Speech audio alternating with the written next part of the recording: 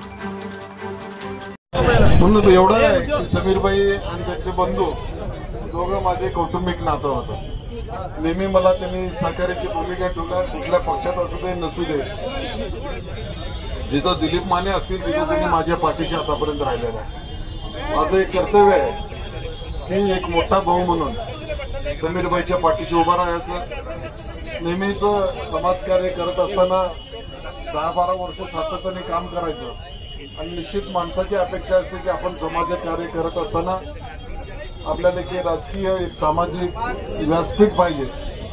तर व्यासपीठ पाहिजे असताना आपण एखाद्या अधिकार पदावर असला तर आपण समाजाची जास्त सेवा करू शकतो याची मला कल्पना आहे।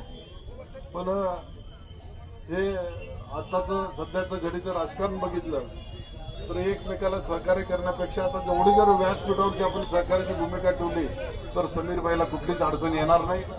आज त्यांना शुभेच्छा देतो। आपण असंच न्यूज करून राबवावं। जेवढं काय दिलीप मानेच्या माध्यमातून तुम्हाला सहकार्याची भूमिका असते निश्चितपणे करीन एवढं आज आश्वासन देतो। इथेच थांबतो। जय हिंद, जय महाराष्ट्र।